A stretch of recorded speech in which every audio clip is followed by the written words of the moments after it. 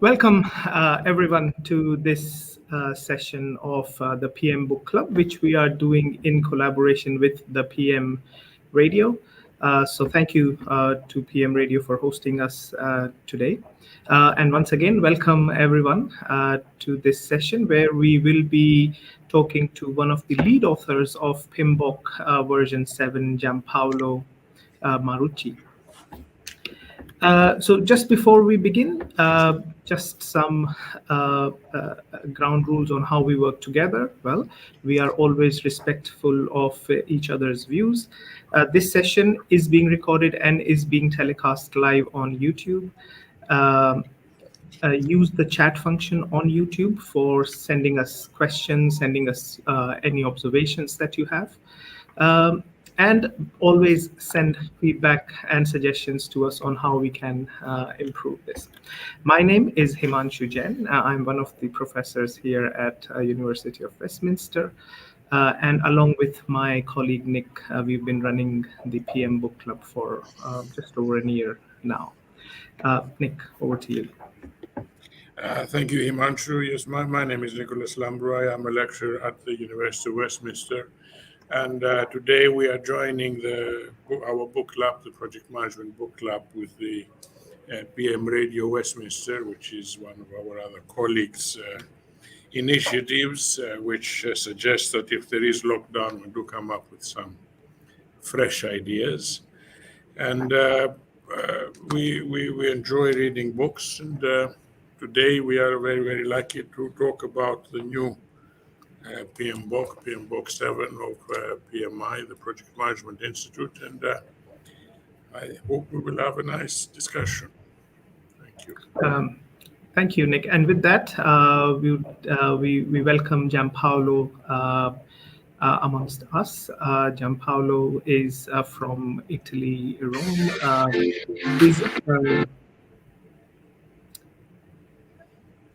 Is one of the lead authors of PMBok version 7. So here's for Gianpaolo.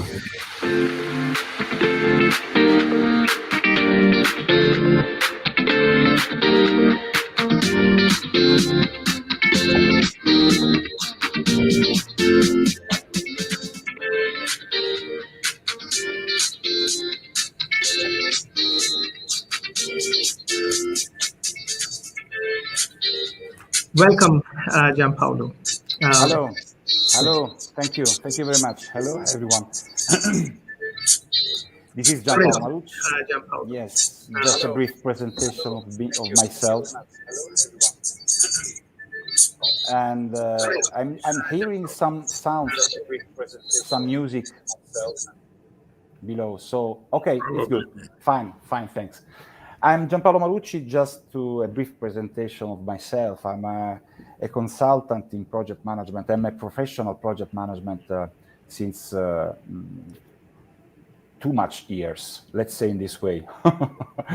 And I'm experienced a lot of life cycle approaches and methods in different kinds of projects, but especially in the IT domain, information technologies. Regarding the PMBok Guide 7th edition, I was one of the 12 members of the development team. It is called it in this way, the team that wrote the core of the PMBok Guide 7th edition. And I'm not the leader of this team.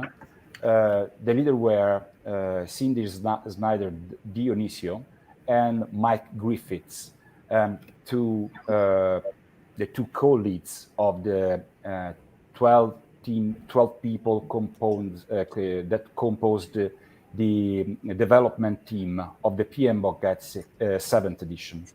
So it is my pleasure. It is a pleasure and an honor for me to ask you your questions. I know that you have run a couple of sessions to reading the book, and maybe you have some doubts or clarifications or questions or something else I can help you to understand better, or anyway, just curiosity to to ask me.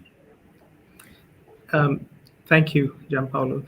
I guess the first question is, as you have alluded to, I mean, we would like to understand what's the process that you go through behind writing the PMBok version 7. And I know it's not just the PMBok, the guide to PMBok, but it is also the standard of project management that is kind of, been released along with it. So what goes behind the scenes, because it takes, 3, 4, 5 years to come up with this? So please.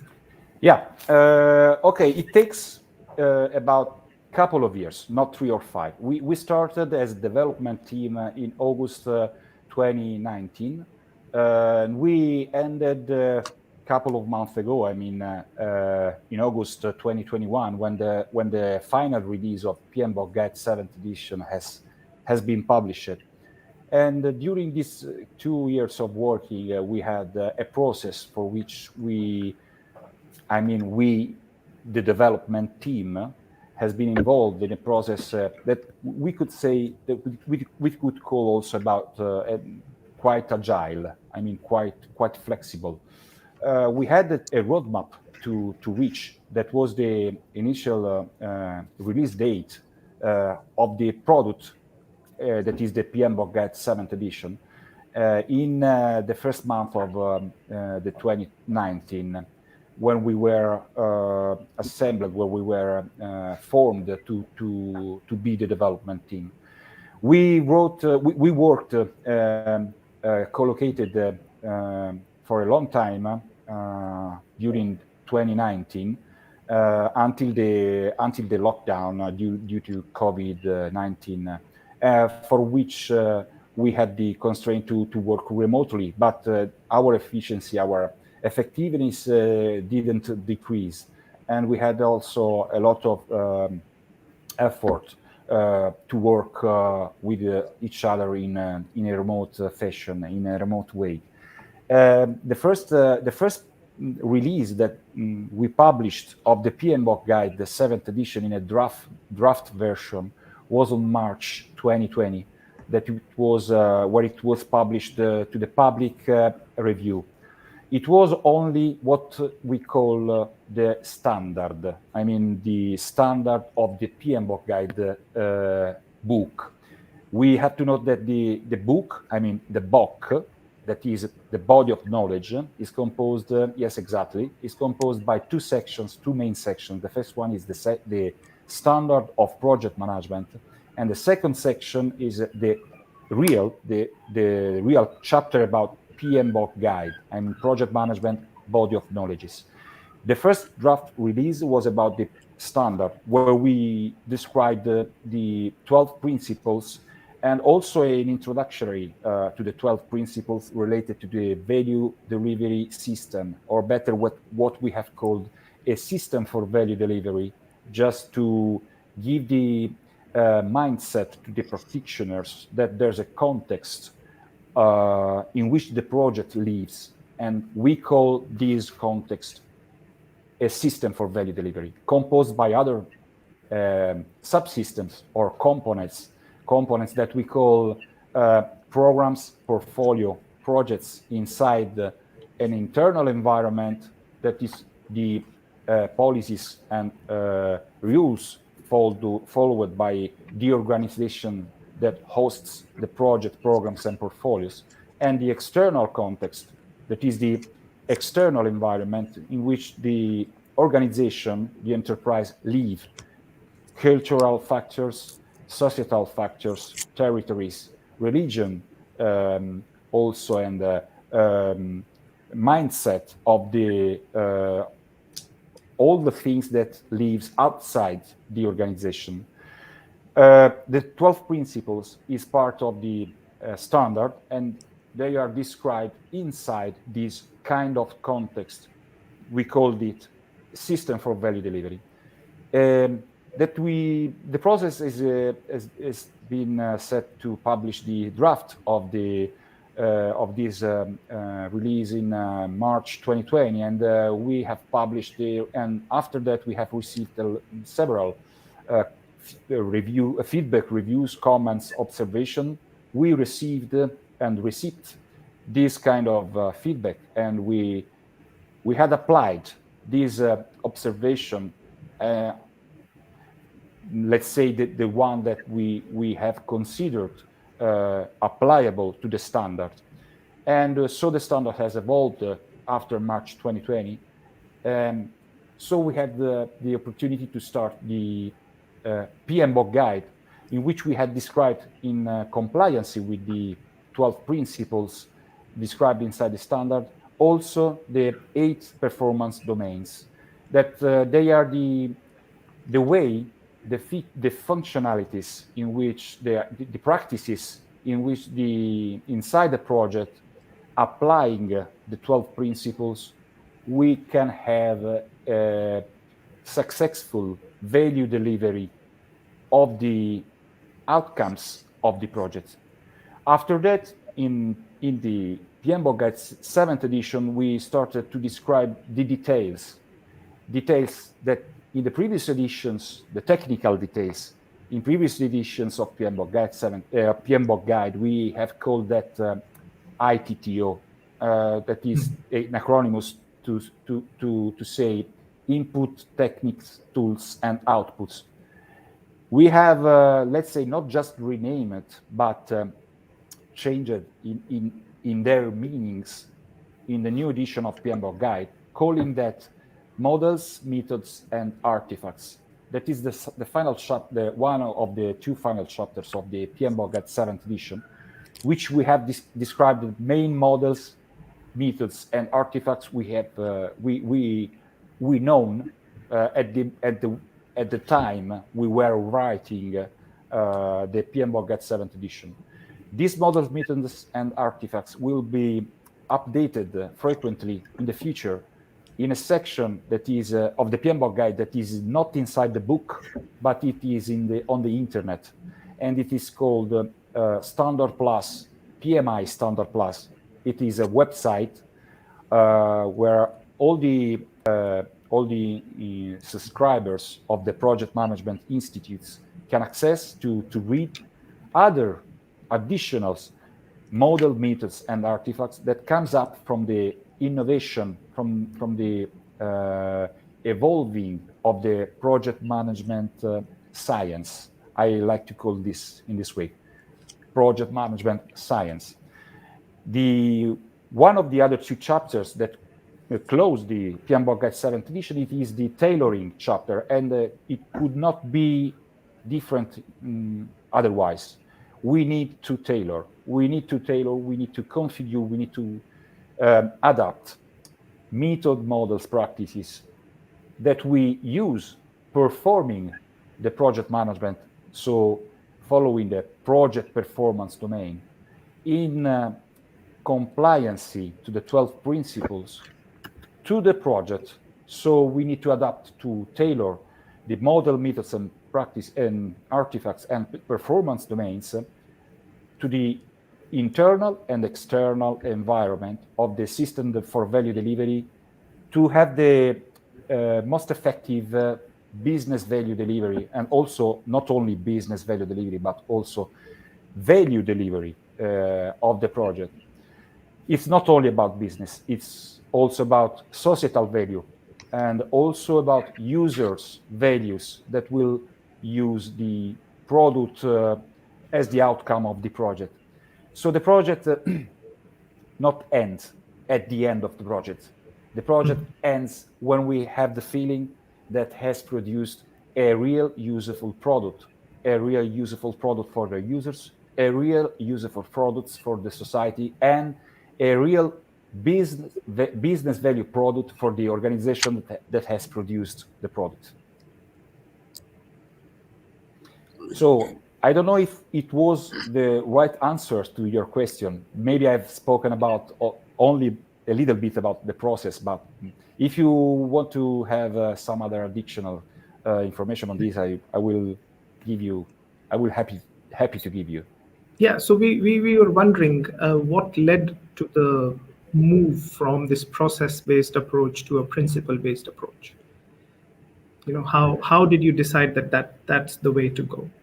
Okay, that's part of the Project Management Institute decision taken before we apply our experience as a development team to the writing of the PMBok at 7th edition. Anyway, the mindset that drove the Project Management Institute, it was about the revolution of the market, of the organization inside the market due to the technology innovation we had in the last 20 years.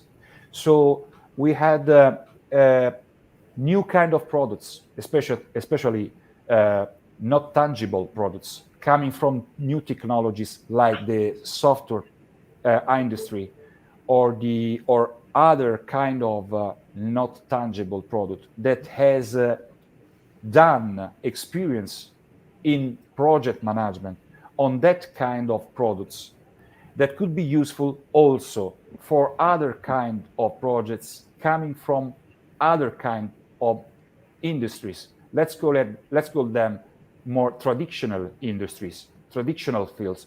So the reason is that a lot of practices experienced by innovators can be reused or can be useful to use for traditional industries where project management processes were used.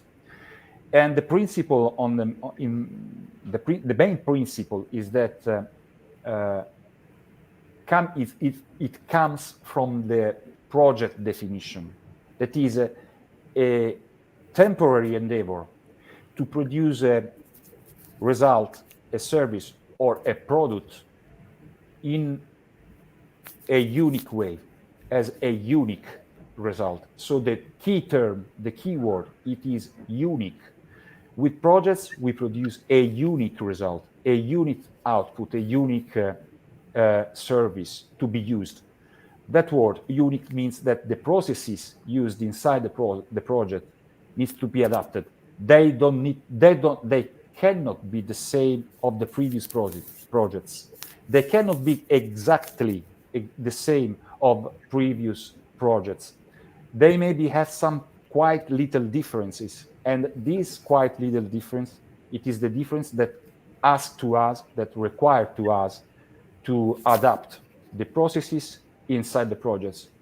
And this adaptation, it is one of the main drivers to change from a process mindset to a principle mindset.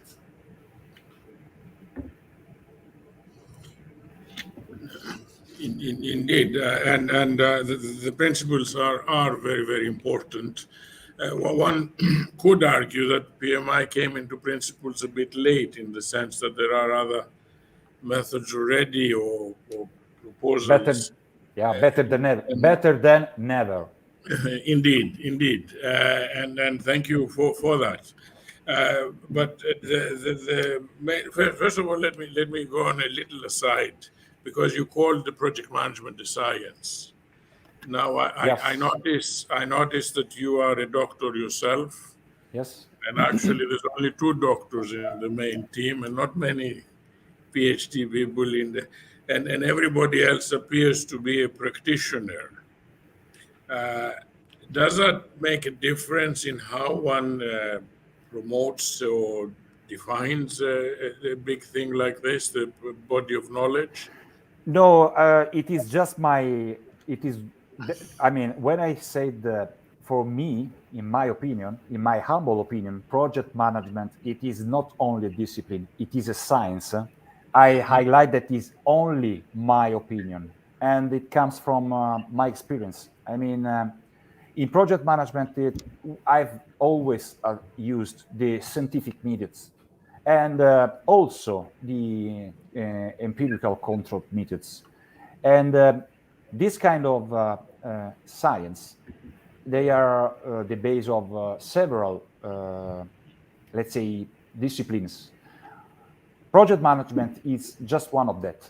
And if you have to apply, for example, a Deming cycle for quality assurance or for quality management, you know, the Plan, Do, Study Act, also known as Plan, Do, Check Act. We need to apply the scientific method and, in some cases, also empirical approaches with experimentations. A lot of the approaches coming to project management, coming from the new and the new industries in which projects has lived in the last 30 years, especially about software industries, has applied this kind of method, scientific and empirical methods. That's why if you want to use a metaphor, to apply this kind of method not only to technologies projects, but also to, let's call, traditional projects, you have to have this in mind. It is science. You need to have a demonstration of what you have to produce. You need to have a proof of what you have to produce inside the project. And this is an iteration. It is an iterative like cycle that can be used inside the project. This iteration inside the project, from plan to do to study to act, can be based on a time box with a high frequency of delivery of results, or maybe not, maybe just one long cycle that define the plan-driven, most plan-driven approaches. But the base is the same. On the planning phase, we have something to prove. On the execution phase or group of process, as you want, you need to work on that. So to do. On the testing or validation or monitoring and control group of process or phases, whatever you want to call them, you need to check, you need to study what you have done in conformance against what you have planned. If you have forgot something, if you have something to improve, then you have to act, to adjust, to correct, to improve the next work you have to do for the next batch of work. That's all. That is project management. Indeed, and there is a big influence, as you correctly state, from software engineering into project management against the traditional way of something physical like the wall I've got behind me. We defined it. Sorry if I interrupt you, because this is a very important observation. We defined it the three different life cycles. I mean, not only three, but different life cycle. The what we have called predictive or plan-driven. Then we have the agile, that is mostly iterative and incremental life cycle. And we also have what we have called hybrid approach that can mix both of them to use practices like that was in a toolkit from which we can choose these methods and models and apply on our needs to the projects. Indeed, and this idea about predictive and adaptive, the adaptive world is very nice and very clear in the new version of the book, and that is very much appreciated. But every now and then we use the word agile maybe a bit too flexibly. That is, we mix it actually with the word flexible. For example, you said earlier that you were flexible in putting together the PMBok, and then you said, after you used the word flexible, you then said we were agile. So my question is this agile thing a mindset in your mind? Because for me, a new PMBok would have been pretty predictive in that we know what we want to get on the other side.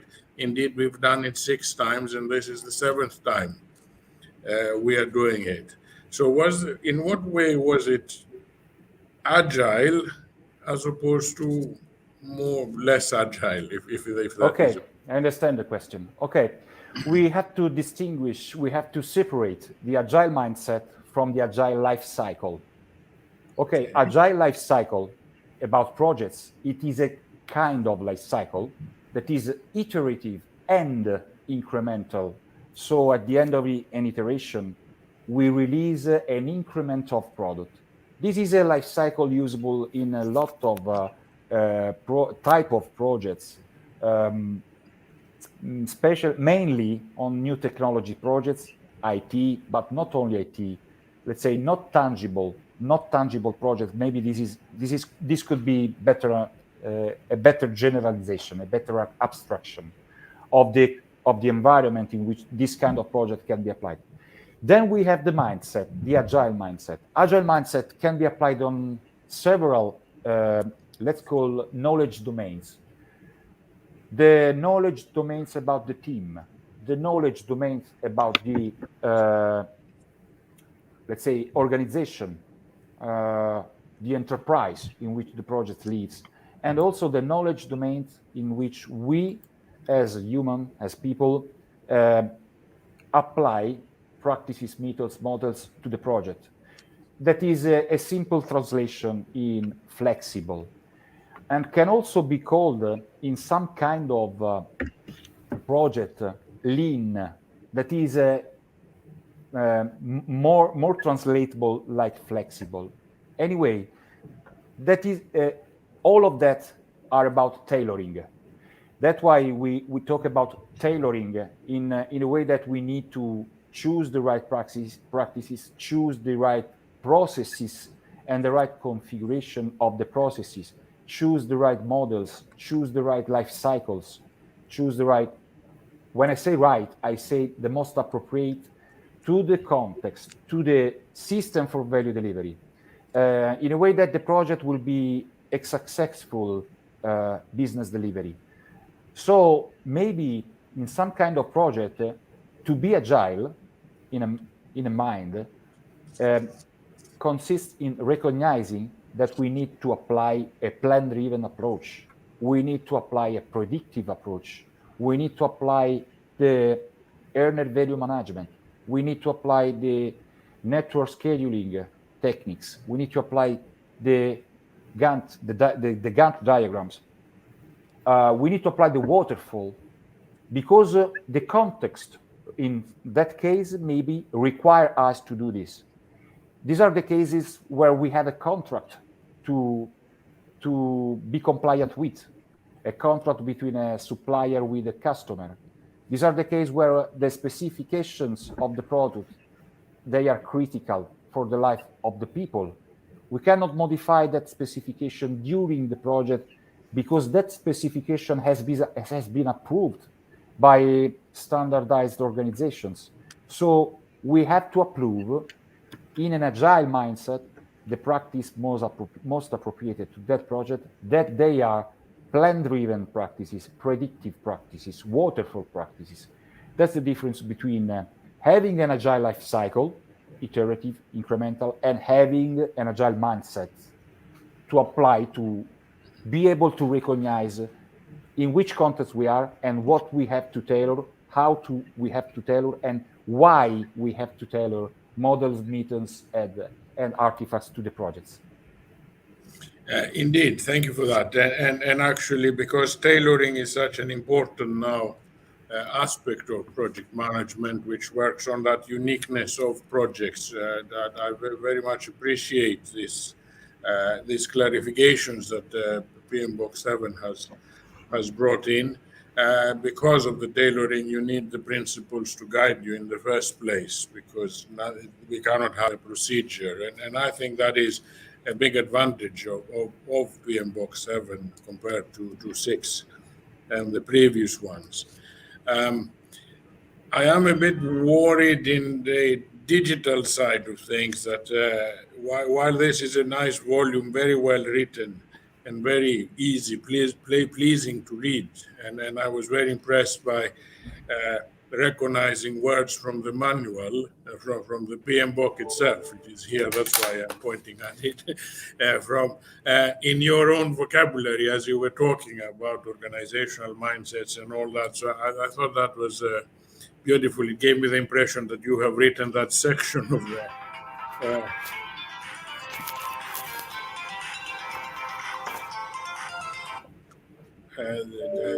that section of the manual, and for that I thank you personally very much for writing it. But the digital side may actually become very big and essentially become as big as the PMBok 6 sort of, which was much thicker.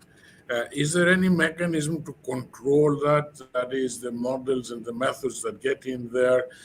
And actually, what I'm really asking is, are there any models that we're going to throw away?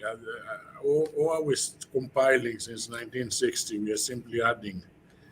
No, I understand what you say. So when you say the digital size, you maybe are referring the standard plus Yes. section. Yeah. Okay, what we call the standard plus. Okay, so there you will find, you find starting from a couple of weeks ago, where also the PMBok Guide 7th edition, in all their content, in all of the its content has been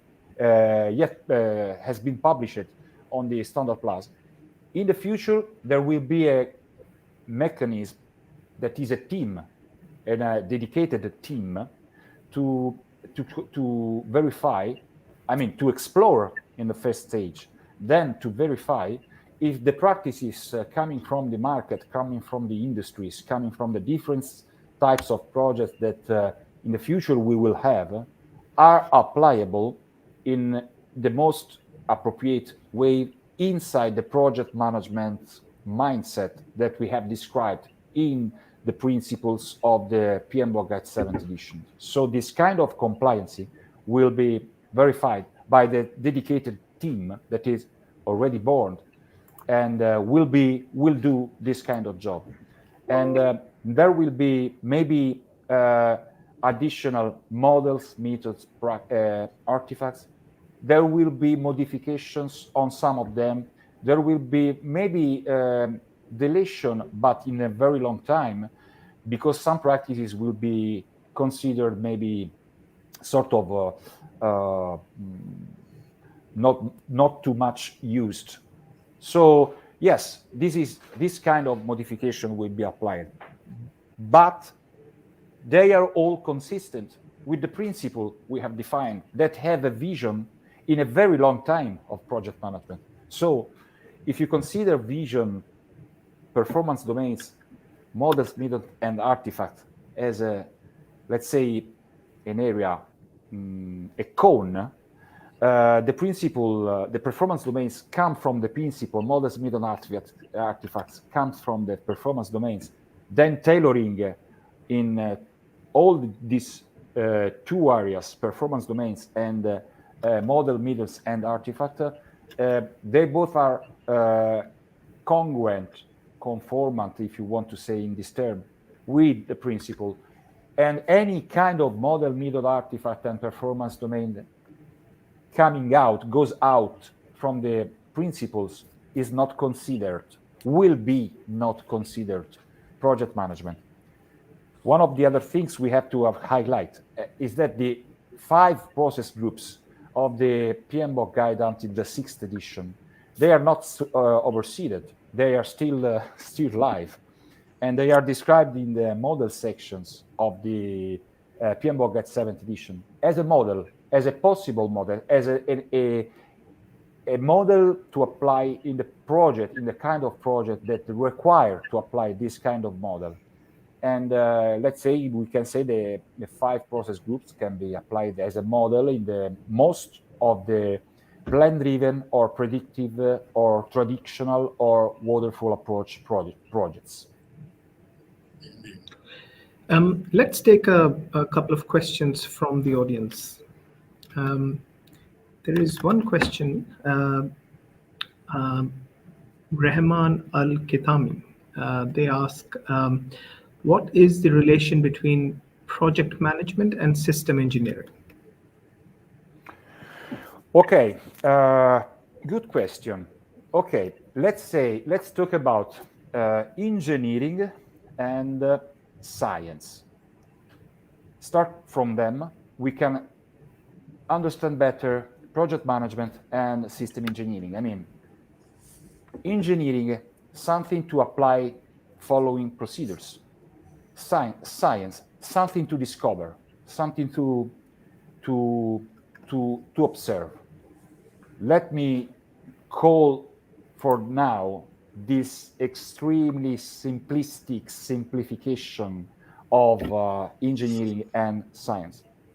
So project management, until the vision we had on PMBok guide to the 6th edition, it was more related, quite similar to an engineering approach. Project management, starting from the 7th edition, it is more similar to a scientific approach. Something to discover, something to tailor, because we are in an uncertain world. We don't know. Our plan needs to be adapted continuously. Starting from the 2020, we had the COVID-19. No one has the plan of that.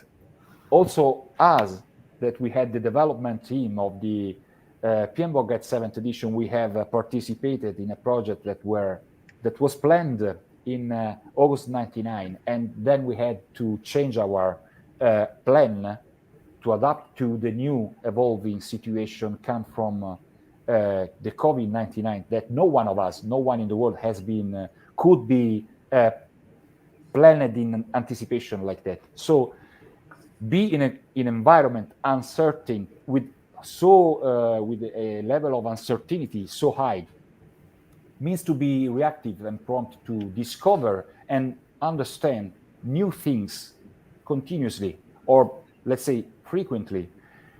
That is a sort of science. That is the difference between applying procedures. That is the engineering approach. So engineering is reusing something. Science is discovering something. Project management, it is more related to discovering new things on the way we go. Thank you. Next question is from Dania. The new body of knowledge starts with stating that the project is a system for value delivery. Yet there is little mention of system thinking in the body of knowledge. What tools can be used from system thinking to help? Okay, just a little not correction, but to be precise. It is not stated that the project is a system for value delivery, but the project lives in a system for value delivery. It is the system for value delivery is composed by different components or subsystems that they are projects for sure. It is one of the most important components of a system for value delivery. Then we have portfolios. Then we have programs. Also, we have operations. Also, we have products. These components compose the system for value delivery. And the way we approach with the projects, the system in which the project lives, that is a system for value delivery, needs to be aware of system thinking, that are the study of all the relationships, all the dependencies by the components of the systems, and having a look to the system, not looking to each component in a separate way from the other, but looking to the whole system.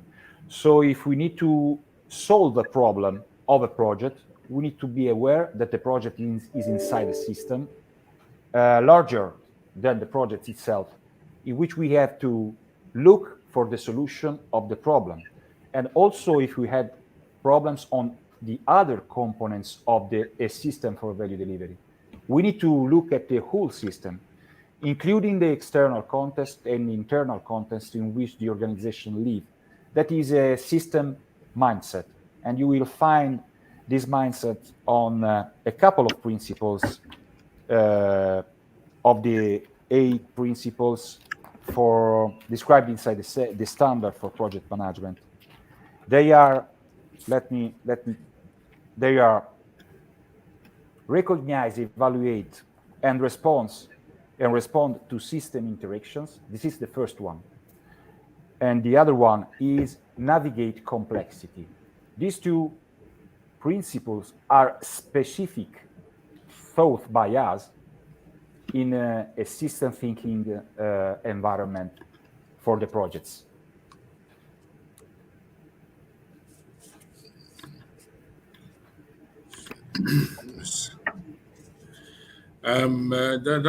That's fascinating, actually, and there is a lot about values in the new body of knowledge, and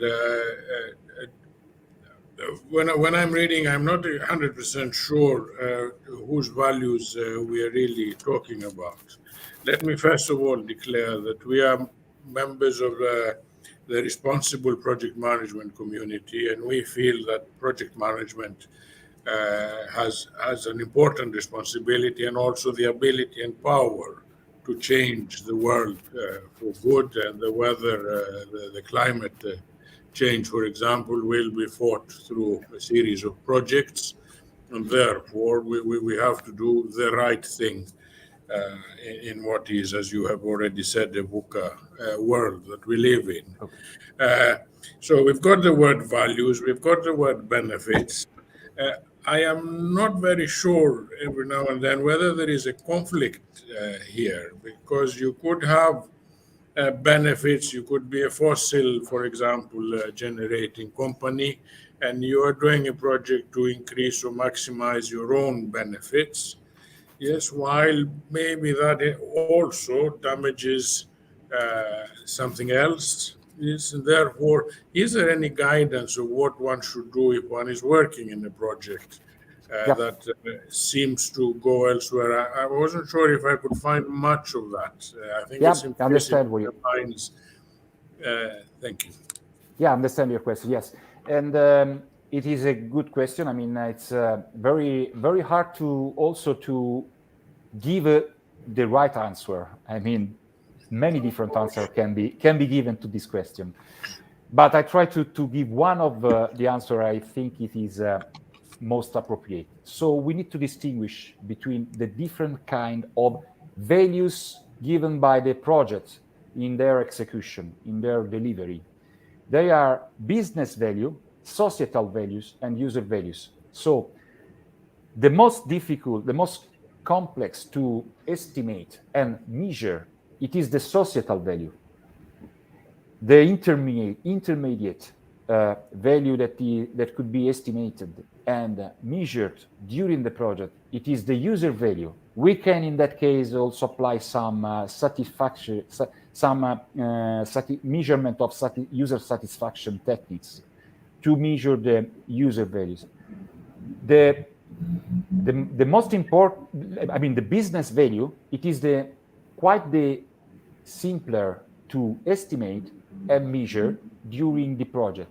And that kind of value, business value, can be explicitated, can be described economically or mathematically in different way. We can use return on investment. We can use internal rate return. We can use present value.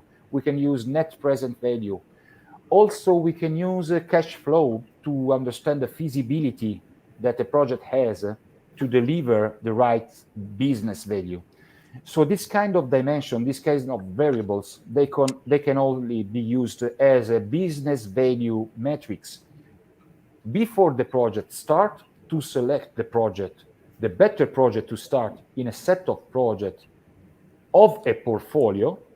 So taking the selection to the projects that has at that time, maybe the most higher internal rate of return or return on investment. Then, after the project after the initiative has transformed in a project and follow the execution to realize the product in a any kind of life cycle, agile, waterfall, or whatever you want, we need to measure that business value during the project. That is the first differentiation, the one of the most important differences with the previous mindset of project management. The measure of business value, we need to measure that one during the project because we live on an uncertain world. Market conditions change frequently. New products will be put on the market before our plannings will be the release of the product. Also, changing condition that we didn't identify inside the risk management processes can cause problems during our project that impacts the future, the envisioned return on investment, internal rate of return, net present value, etc. So we need to measure this kind of variable, how they are impacted by the uncertain condition of the context, and change the plannings, change the plans of the project to take the right values of this kind of variables in the right direction. Because the project is not only, the success of the project is not only measured about the conformancy of the product realized with the requirement specified at the beginning.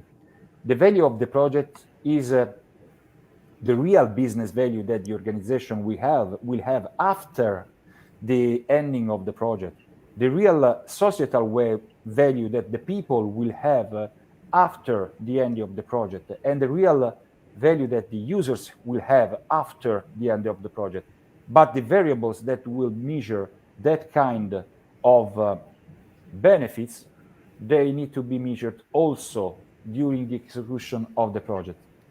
About the benefit, about the term benefit in particular, it is a over variable including the business value, but it is not so important to define mathematically. It is just a definition of incoming revenue less the outcoming costs during the time we need to execute the project and having the business value from the project.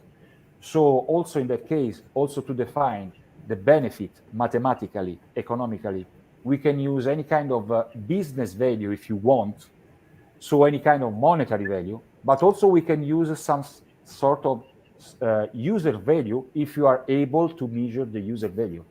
Also, we could use also some sort of societal value if you are so good, so fine to estimate and measure the societal impacts that our products will have. I thank you for that because I had not realized that. I think what you're saying is that benefits is really something financial alone. Yep. Okay. Yes. In that case, it is totally different from values. Yes. It includes the values. Indeed. It includes because it's a net. Business is a subtraction of the financial revenue we'll have in the future with the total cost of ownership of project and products we have realized. Yes, but the financial is usually for the organization as opposed to for society, while the value may be for society. That's the most difficult part. I mean, in some projects, it could not be feasible. Okay. It could not be feasible to have this kind of measures. It is not prescribed, but we will, if we are able to have at least the benefits based on business value. It is something great. Just that is something great. Unfortunately, we are not able to suggest or prescribe no one of the societal values that our world maybe will could need. I mean, it could better to use. But I'm sorry about that. We will not prescribe anything about this.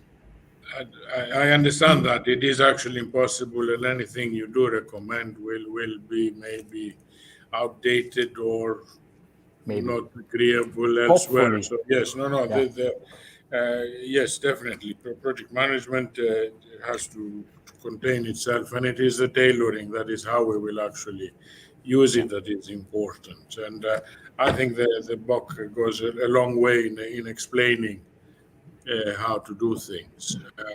I think my question was really a problem between English and American English more than anything. Yes, that is the word benefit. For my now means value in my mind, and that is why when I was reading, I did not know which one. Because most of the confusion it is on the term value, because values coming from ethical factors and values come from economical and financial factors. So in that case, it is more in the sense of business values or financial factors than ethical factors, where also the word values can be used. Talking about benefit and values for the project, we are talking about mostly about the financial and economical part. So business value, also user values, are also societal values, not about ethical values. Okay, there are two or three. I'll have to reread the whole thing. Okay, thank you. It's a pleasure. There are two or three questions in chat. One of them is by Onalithata. I'm sorry if I'm mispronouncing your name. Depending on the organization, benefits can be tangible or intangible. Sure. Yeah, sure. You can let's say, think about this also with the metaphor. We can call tangible as measurable and intangible as unmeasurable. That's the most similar words that in English I can relate to that terms: tangible and intangible, measurable or unmeasurable.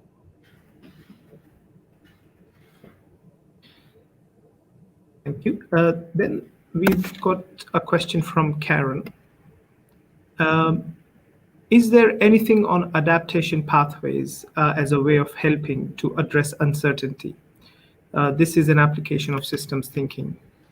Oh, this is a very, very, let's say, tricky question. I mean, it's very, very interesting. I have my opinion on this, coming from my experience on and my readings also on complexity and system thinking.